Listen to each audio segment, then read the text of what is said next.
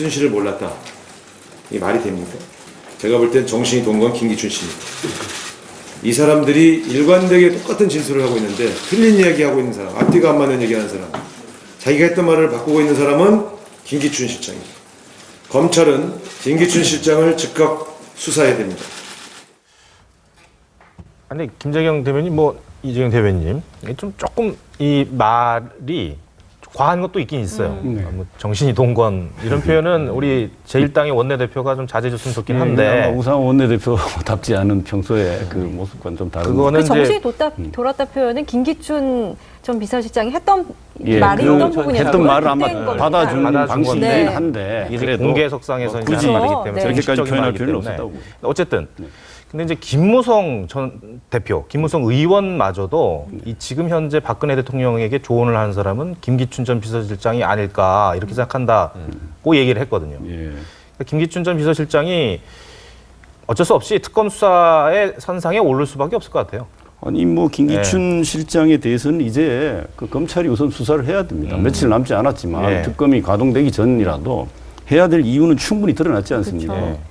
우리가 이 보도를 통해 확인한 것도 있습니다만 그 김종 차관에게 문화부 차관에게 최순실 만나보라고 한 것이나 차은택 그의 진술로 봐도 그 본인이 직접 그 낙마했습니다만 정성근 전 문체부 장관 내정자 그리고 김종 차관 그러니까 김기춘 실장 비서실장 공간에서 불러서 만나가지고 잘 부탁한다고 그 차씨를 좀 잘 부탁한다는 얘기했다고 차씨가 고백을 하는 거 아닙니까? 이 사람이 정황으로 보면 없는 거 만들어서 했을 리도 없고 이 정도만 돼도 사실은 검찰이 수사를 들어가야 될 그 마땅한 이유가 있고요. 근데 본인이 재밌는 건 김기춘 실장이 한사코 최순실을 모른다고 아주 강력하게 부인을 하고 있습니다.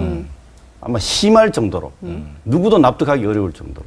그래서 이분의 별명을 어떤 정치인이 말했지 않습니까? 법률 미꾸라지, 형량 계산기라고 그랬는데 사실 더 그럴듯한 것이 대통령의 지시를 받고 차은택 씨를 만났다고 얘기를 했단 말이에요. 이렇게 되면 결국 또 대통령한테 다 몰아주는 거예요. 자기는 지시를 받고 했기 때문에 그건 업무의 연장으로 아마 빠져나가려고 하는 거죠.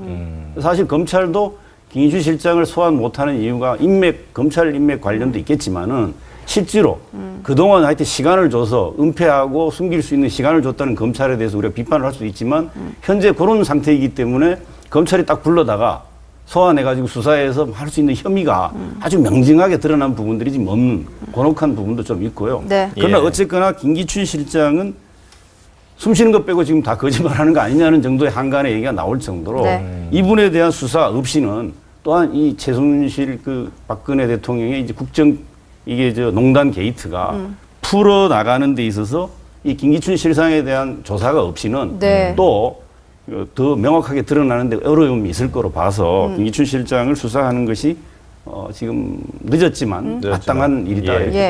이수 변호사님, 이 김기춘 실장의 그러니까 안종범 전 수석의 경우에는 모금하는데 기업 모금하는데 더 같이 다니고 KT 코퍼레이션에 브로셔 보여주고 이런 것 때문에 직권남용이니 이런 거에 지금 공범이 됐는데 김기춘 전 실장의 경우는 저는 더 교묘했을 거라고 봐요. 법을 더 잘 알기 때문에. 그래서 똑부러지게 범죄 행위의 공범으로 포섭하기가 그러기가 쉽지 않을 수 있어요. 저는 그래서 김기춘 실장은 이 국정농단의 핵심에 있었지만 그렇지만 그만큼 또 임무도 막중하고 고난도 막중했지만 사법적 처리를 그런 단죄를 받는 데는 저는 현실적인 한계가 있을 걸로 보입니다. 그리고 지금 물증이라든가 이런 게 확실하지 않은 상황이기 때문에 그래서 김기춘 실장은 계속 나는 모른다 하는 게 본인한테는 제일 유리한 거고 그리고 또 하나 더 나가서 대통령이 지시했다. 그게 지금 제일 빠른 건데 지금 이걸 좀 보면 안종범 수석이 왜 필요했느냐. 최순실에게 대통령을 고리로 해서 기업에 모금하고 다니고 이런 것 때문에 안종범 그 경제수석이 필요했던 거예요.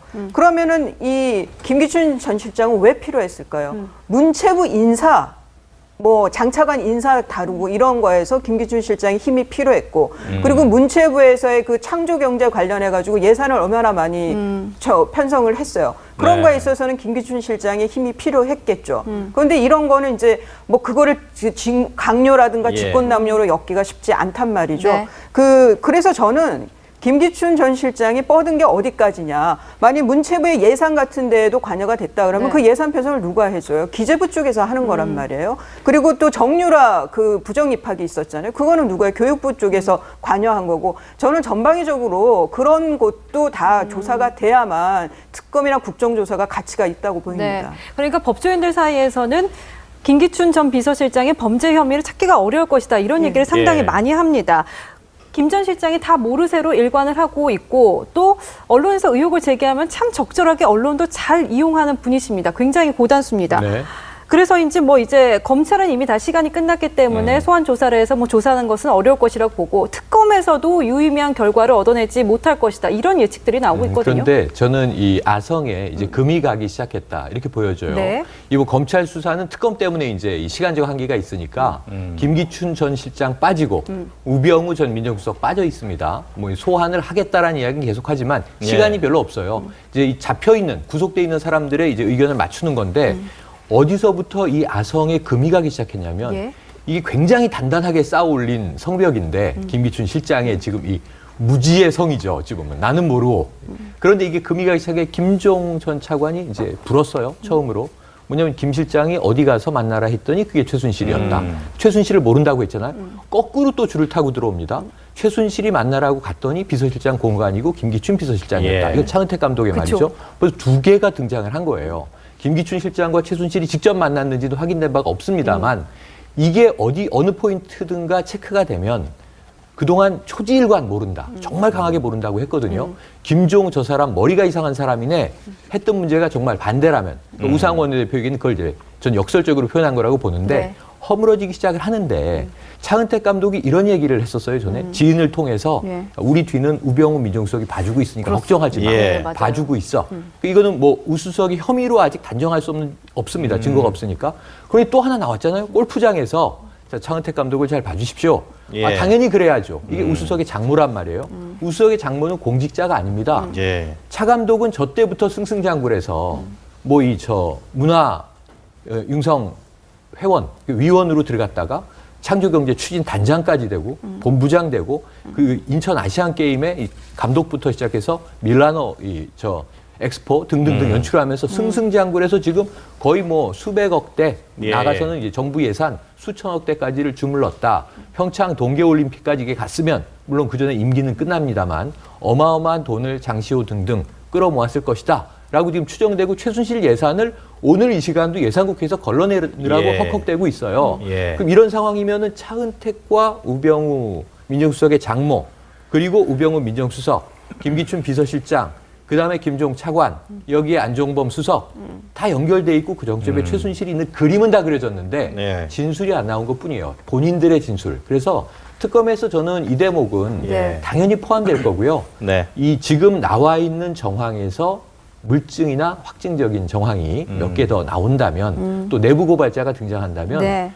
무너지는 건 한순간이다. 왜냐하면 박근혜 대통령이 최순실에게 농단되고 있다는 실체가 확인되는데 4년이 걸립니다. 근데 김기춘 실장은 그 대부분의 시간에 함께하고 있습니다. 안 드러날 수가 있겠습니까? 사실 저게 청와대에서 이제 속보가 또 나온 모양인데요.